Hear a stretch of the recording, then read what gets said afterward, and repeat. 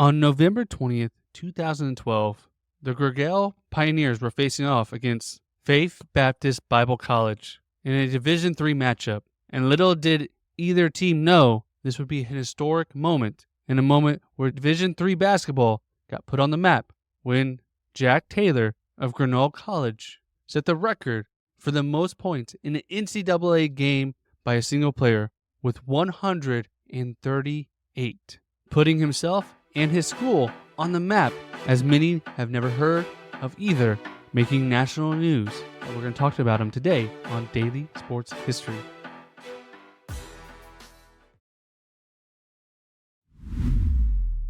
Welcome to Daily Sports History. I'm Ethan Reese, your guide as you daily learn about more sports history, increasing your sports knowledge, as today we learn about high-scoring affairs in college basketball. And today's trivia question to listen out for is, what was the previous record for the most points in an NCAA basketball game? Now, we talked about previous high scores, as we talked about Bevo Francis, who scored 113 points in a single game. We also talked about Austin Carr, who scored over 60 points in an NCAA March Madness game. And we even covered Wilt Chamberlain's 100-point game in the NBA. And today we're going to talk about the most points scored in an NCAA game. Now, normally when we say NCAA, everyone thinks about Division I. Now, the most points scored in a Division I game was Kevin Bradshaw, who did so with U.S. International against Loyola Marymount in 1991, where he scored 72. And there have been 4 players to score over 100 points in college basketball.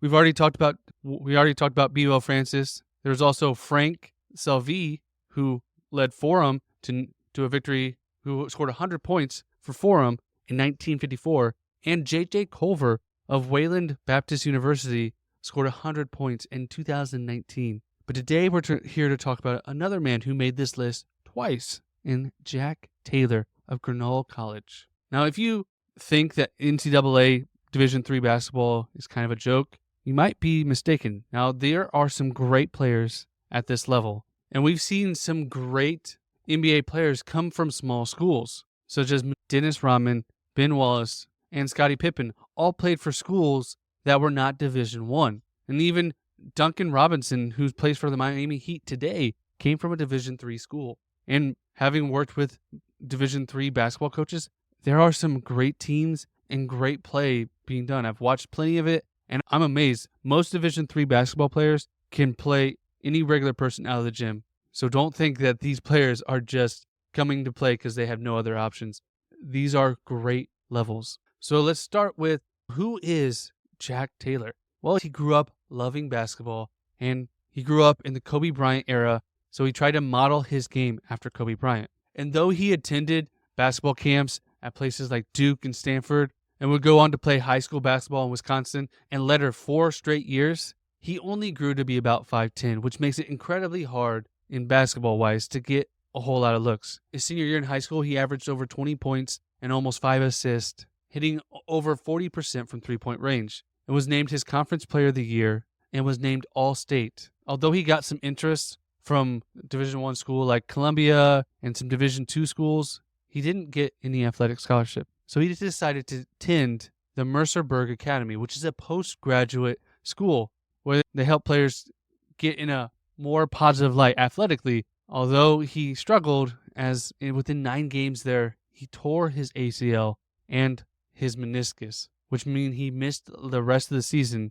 and he decided later to go to Wisconsin lacrosse. Now, he was still kind of recovering, so he came in as a reserve role, and he only averaged 7 points his first season at Wisconsin lacrosse. And he actually says this is when he really started to get frustrated with basketball, as he was struggling to recover from his knee surgery and struggling just with playing time. So he decided to transfer to a new school, which was Grinnell University, who had been recruiting him since he was out of high school and even when he was at the Mercerburg Academy, but he always went somewhere else. And he finally gave in and went to the Grinnell University. Now, Grinnell College was started in 1846 and was formerly known as Iowa College. And they follow an open curriculum, which means there's not a prescribed class list and students are able to guide their education for themselves. and they started playing basketball in 1900, but they didn't win their first conference title until 1941.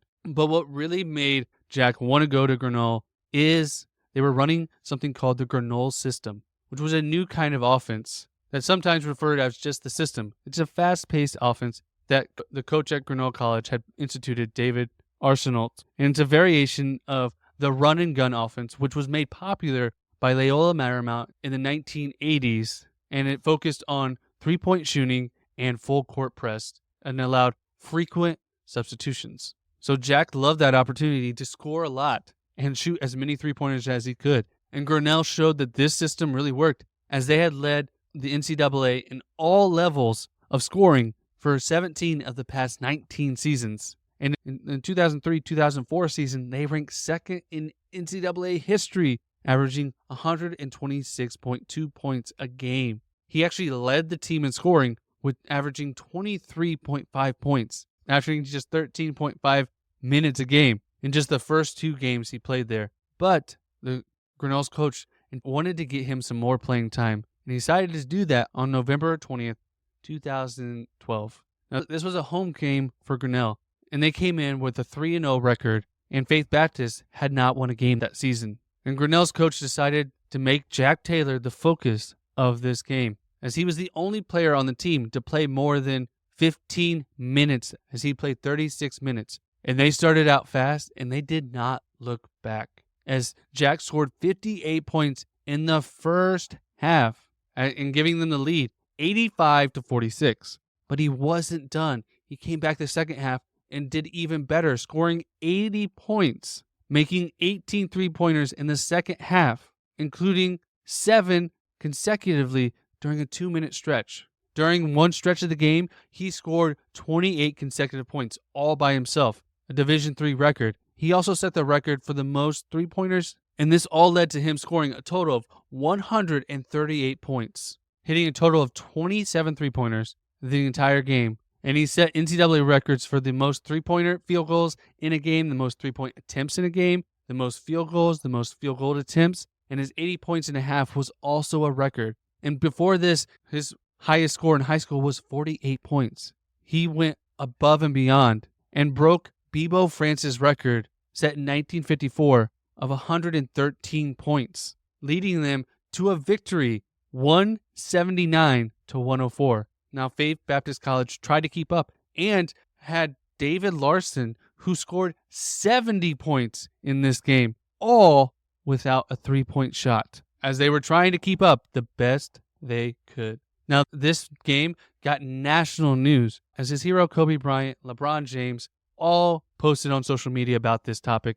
He got to talk to ESPN and got to appear on Good Morning America, Jimmy Kimmel Live.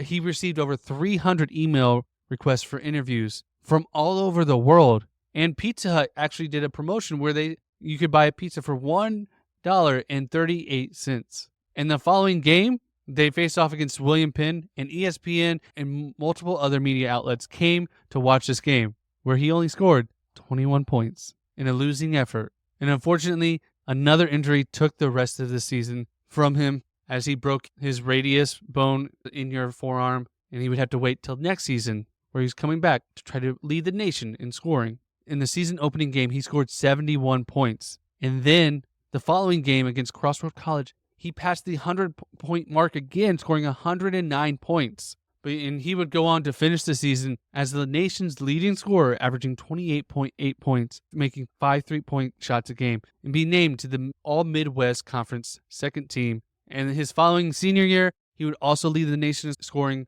28.4 points and be named first team All-Conference. And upon graduating, he did enter the NBA draft, although he did go undrafted. But he did put on a showcase at Las Vegas that featured many international and European leagues. But by 2006, he was no longer interested in basketball. He would go on to get married and have kids, and he owns a video production company and is a local TV personality in Wisconsin, and has gone on to live a life outside the limelight. And I'm willing to bet if you walked past Jack Taylor on the street, you wouldn't realize he was one of the greatest scorers in Division III NCAA history. And if you want to learn more about small college basketball, check out the Small College Basketball podcast where host Chris takes you through Division II, Division III, NAIA, USCAA, and NCCAA levels, highlighting the major moments and milestones that often go forgotten at these smaller schools where there's great basketball being played, all beyond just Division I basketball. We'll put a link in the description below for you to check that out. And if you enjoyed today's episode, please leave us a like and review wherever you're listening. That really helps us when someone finds our podcast to know that it is a great show for them to check out. And come back tomorrow for more daily sports history. And did you catch the answer to today's trivia question? What was the previous record for the most points in an NCAA basketball game? And the answer was Bebo Francis with Grinnell College scoring 113 points in 1954.